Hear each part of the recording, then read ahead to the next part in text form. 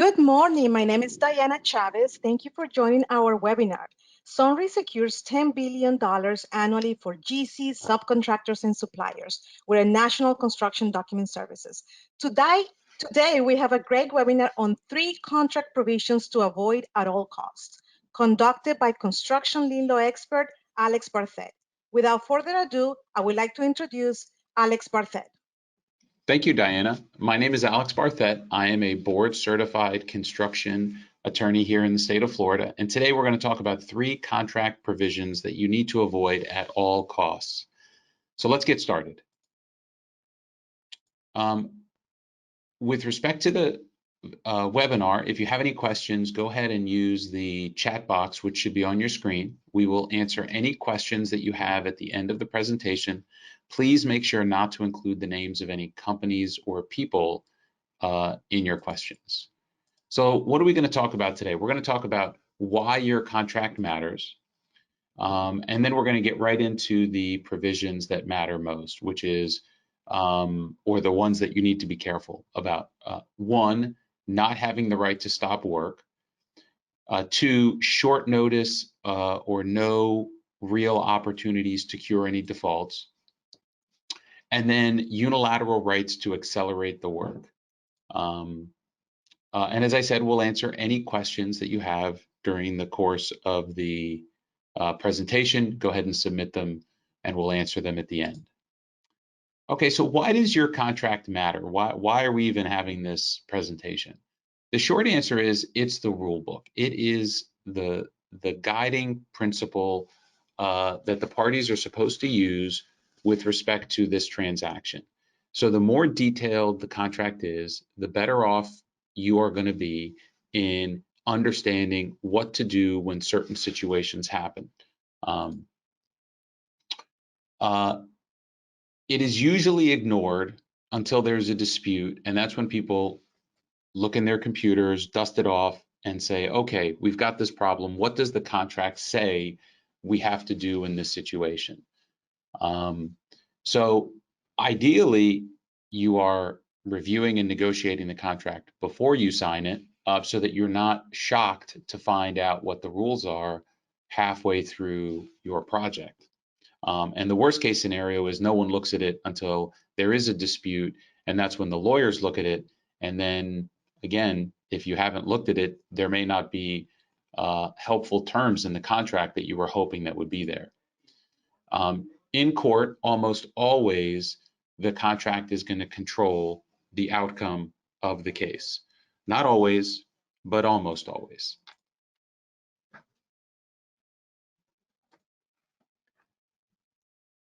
So let's talk about the very first contract provision that you need to be aware of. Now, depending on what perspective you have on the construction project, these provisions may be very helpful to you or more likely very hurtful to you. So we're going to take a look at a contract provision as if you were the subcontractor on the project. So if you're the sub, you want to have the right to stop working if you're not getting paid. But let's take a look at this contract provision that I have on the screen. Subcontractor shall diligently proceed with the work during any dispute, even as it relates to payment or changes. The existence of a dispute shall not be grounds for any failure to perform by subcontractor. So if I'm the general contractor, I want to make sure that my subcontractor works no matter what. Even if there's a dispute regarding payment, changes, issues in the plans, that should not be the reason for the subcontractor to stop working. Now, if you're the sub, this is a very dangerous provision. This means that if you have a payment dispute, maybe you submit a pay request for $100,000 and they don't want to pay it, or they only want to pay you $10,000, this provision says you have to keep working no matter what, and that you have to follow the dispute resolution process in the contract, which usually means a meeting, maybe a mediation with a neutral third party, maybe even litigation or arbitration, but you can't stop working. As a sub, this is a problem, right? Because what does it mean for you? It means that you have to keep paying your vendors, paying your employees, paying your overhead, and you may not be getting money coming in. So having the right to stop work as a subcontractor is very important. Having a contract provision that forces your subs to keep working if you're a contractor obviously is in your best interest. So let's take a look at another provision if you're the sub that you want to incorporate into your contract. Subcontractor can slow or stop work without liability or penalty if it has not been paid its draw request in 30 days after submission. So what does this do? If I'm the sub, this gives me the unequivocal right to stop working if I'm not getting paid. Many times people come to me and they say, well, Alex, if I'm not getting paid, of course I have the right to stop working. And that is not always true. As I showed you with that prior contract provision, if you sign a contract that says you have to keep working if you're not getting paid, well, guess what?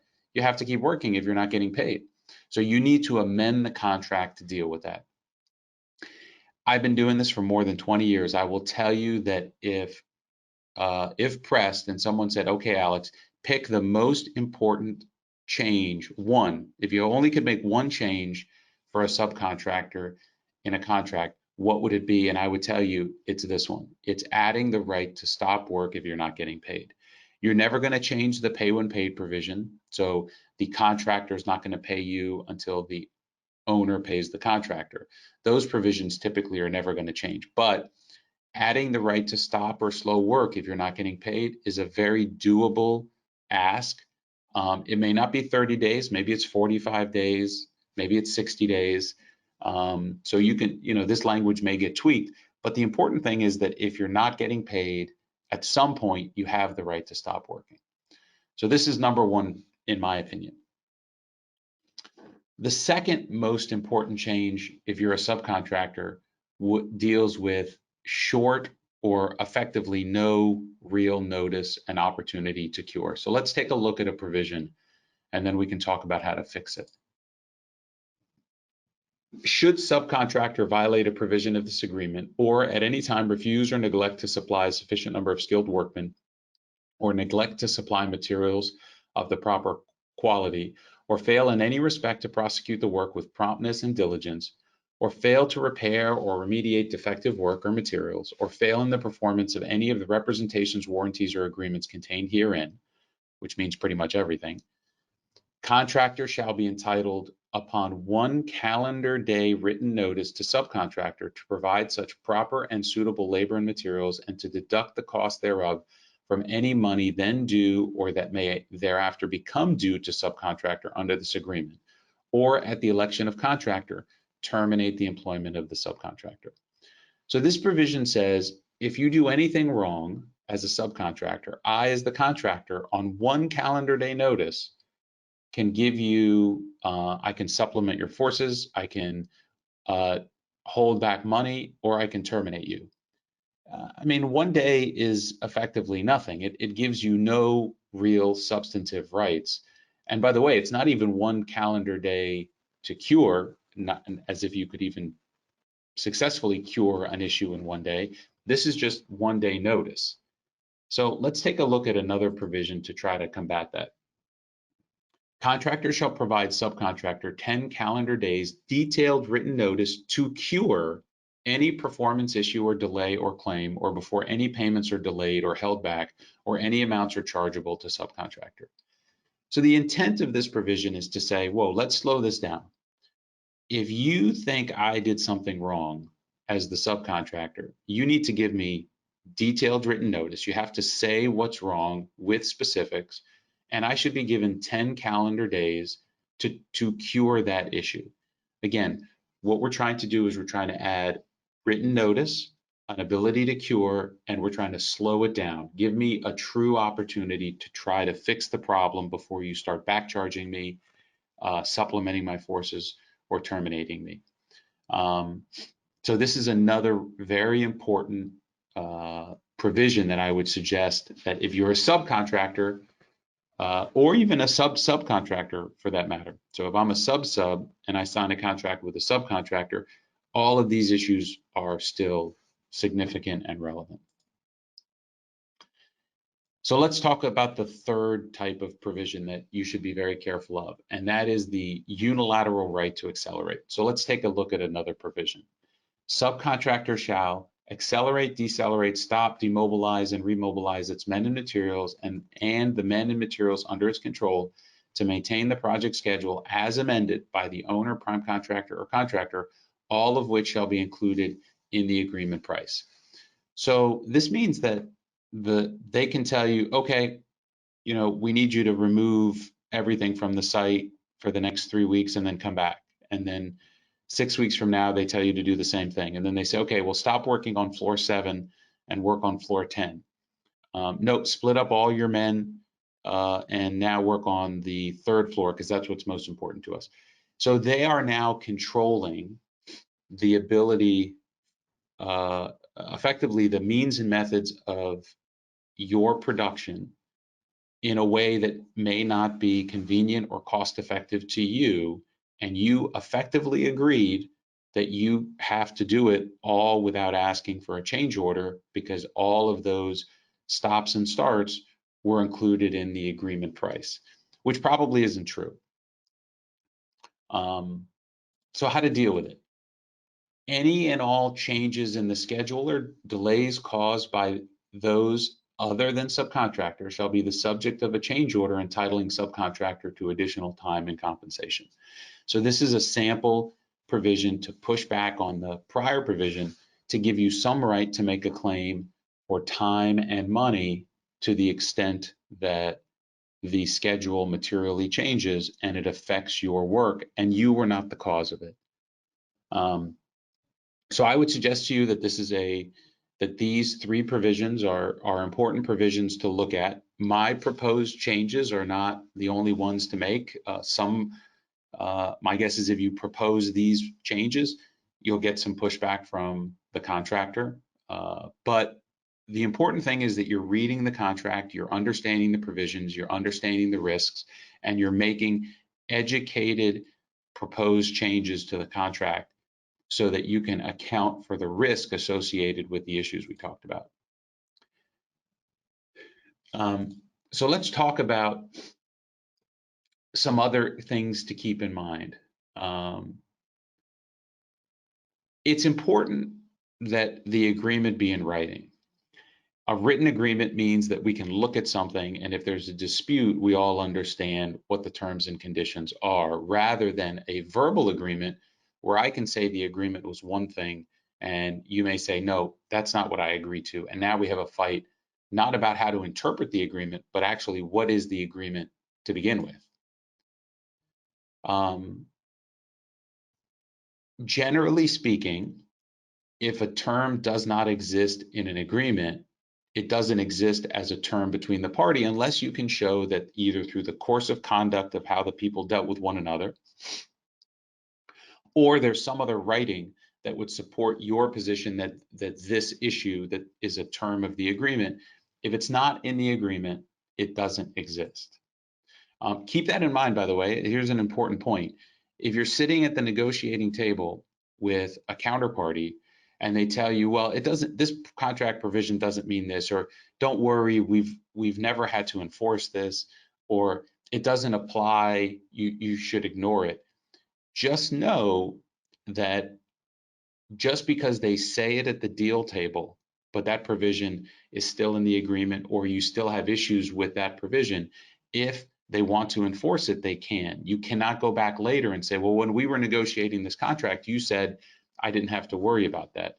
A judge is not going to care about that. They're going to say, well, you negotiated the contract, you decided to leave it in, and now they're looking to enforce it.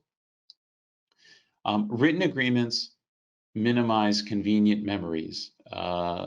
Obviously, having something in writing means that you can now hold it in front of the other person and you can show them, no, this is what we agreed to, so that they can't say, no, I never agreed to that. Estimates, bids, quotes, proposals, all of those documents are potentially a contract if nothing else is otherwise executed. So it's important to try to get those documents signed by the other party and to have terms and conditions in those documents so that if that is the only document that ever gets executed, you actually have reasonably sophisticated terms and conditions in the contract. So for example, you can have an estimate and On the back of the estimate, you can have all your terms and conditions, or on the second page.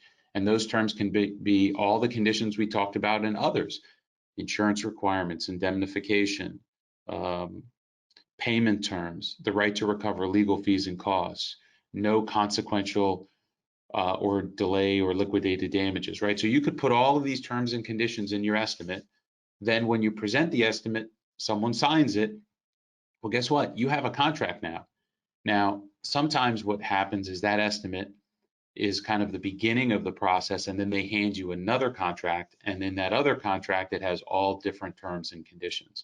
So just be aware of what you're executing, because if you execute a subsequent document, that may undermine all of the terms and conditions that may be in your contract. Which gets us to the last point, which is occasionally there are instances when no written agreement is better than a one-sided agreement. And I will end this presentation with a story. We had a client who was an electrician, and they were in the process of negotiating a contract with a contractor. And in the course of that negotiation, they were doing the work.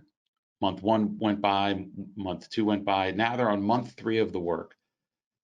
And the contractor and electrician still had not yet fully negotiated the terms of the agreement. There was lots of changes that were being proposed by my client, the electrician. But the contractor said, look, I'm not waiting anymore. If you want your month 3 draw, which was 6 figures, it was substantial, you sign my contract, or that's it, we're done. My client felt compelled at that point to get that check. He really needed it. So what did he do? He abandoned all of his prior negotiations and he signed that contract that was handed to him so that he could pick up his check. So he goes to their office, signs the contract, doesn't read what he was signing, picks up the check. Fast forward 4 or 5 months, and it turns out that many of the terms that he wanted to change were never changed, number one. And number two, the scope of work in the contract had changed from what was originally determined. So there was an additional scope of work. In this case, I think it was an additional generator, some additional wiring and conduit that was needed, a substantial additional amount of the work, and the price didn't change. And in his rush, he signed this contract. And it was very problematic for our legal case because he's a sophisticated contractor and he chose to sign a contract. So arguing after the fact that somehow there was some duress or it shouldn't be enforced really didn't go very far. The case ultimately settled between the parties, but know that in that case, had the client come to me before that situation occurred, of course, they came to me much later, I would have told them, don't sign that contract, lien the job for what you're owed if they're not going to pay you, but don't, under any circumstances, just sign an agreement just because you're being pressured to. So in that case, they would have been much better with no written agreement rather than the agreement he ultimately signed to pick up his check. So we offer this free tool on our website. You can go to contractdetective.com. Contract Detective is a free artificial intelligence tool where you can upload your construction contract in PDF or Word format, and it will send back to you within a few minutes a highlighted version of your contract where it points out 10 different dangerous contract terms you should be aware of, such as consequential damages, pay when paid, hidden conditions, indemnity, and many others. So you can understand what those provisions mean. They all include a link to a short video, 3 minutes long, to explain each of those provisions that it identifies. So give it a try. It's completely free, contractdetective.com. So Diana, do we have any questions? Alex, I do not see any questions right now. Okay. So for those of you that are SunRay customers, if you could I'm so sorry, Alex. I just saw one. No problem. Bear with me because I want to see. It says, not all customers are contractors. Sometimes we have homeowners and they want change orders. They text us with the changes and agree the price for such changes on text. Do texts have a legal value? Okay, that's a great question. So the answer to that question is a two-part answer. Answer number one, or part one, is first, you need to look at what the contract says between you and the homeowner. So if your contract that you prepared, ideally, that you had the homeowner sign, says all change orders need to be signed and in writing before we do any work, and we are entitled to payment in advance, I'm just making up these terms, I'm not sure what your contract says, then that's what you have to do. So the fact that you got a text, but your contract says that you need a written formal change order signed by both parties, then I would use that text as the impetus to create the change order and present it to them and follow the terms of your contract. So whatever your contract says, that's what you should do. Now, let's set that aside and say, okay, our contract doesn't deal with the issue. We have no written agreement. But I got a text that said that I should do this extra work and that I should proceed. The short answer to the question is yes, a text is a valid and enforceable communication between the parties that would support the fact that you were entitled to do that work.